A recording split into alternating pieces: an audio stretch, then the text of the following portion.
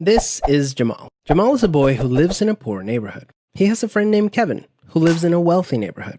All of Jamal's neighbors are African American, and all of Kevin's neighbors are white. Because Jamal's school district is mostly funded by property taxes, his school is not very well funded. His classrooms are overcrowded, his teachers are underpaid, and he doesn't have access to high-quality tutors or extracurricular activities. Kevin's school district is also funded by property taxes, so his school is very well funded. His classrooms are never crowded, his teachers are very well paid, and he has access to high-quality tutors and lots of extracurricular activities. Kevin and Jamal live only a few streets away from each other. So how come they're growing up in such different worlds with such different opportunities for success? The answer has to do with America's history of systemic racism. To understand it better, let's look at what life was like for Kevin and Jamal's grandparents. Decades after the Civil War, many government agencies started to draw maps dividing cities into sections that were either desirable or undesirable for investment. This practice was called redlining, and it usually blocked off entire black neighborhoods from access to private and public investment. Banks and insurance companies used these maps for decades to deny black people loans and other services based purely on race. Historically speaking,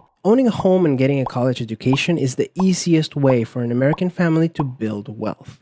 But when Jamal's grandparents wanted to buy a house, the banks refused because they lived in a neighborhood that was redlined. So Jamal's grandparents were not able to buy a home, and because colleges could prevent them from attending through legal segregation, their options for higher education were really scarce. Kevin's grandparents, on the other hand, got a low-interest loan to buy their first house and got accepted into a handful of top universities, which traditionally only accepted white students. This opened up a wealth of opportunities that they were able to pass on to their kids and grandkids.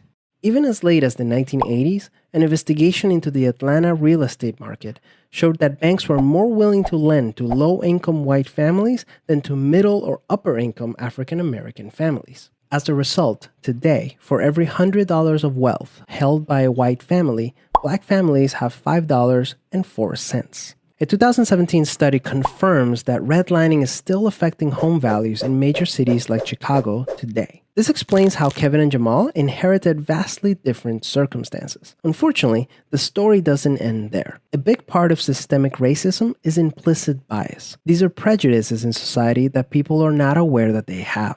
Let's go back to Kevin and Jamal.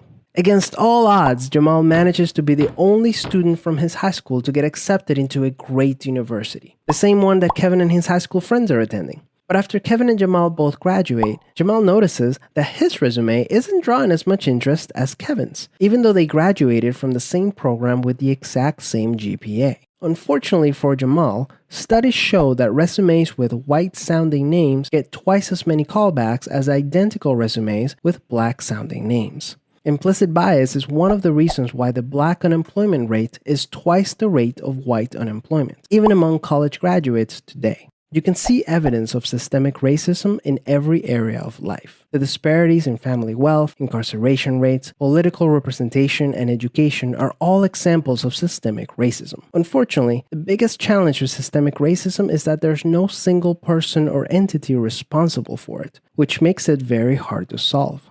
So what can you do? The first thing you can do is work towards becoming more aware of your own implicit biases. What are some prejudices that you might hold that you're not aware of? Second, let's acknowledge that the consequences of slavery and Jim Crow laws are still affecting access to opportunity today. As a result, we should support systemic changes that create more equal opportunities for everyone. Increasing public school funding and making it independent from property taxes would be a great start, so that poor and wealthy districts can receive equal access to resources. Systemic problems require systemic solutions. Luckily, we're all part of the system, which means that we all have a role to play in making it better.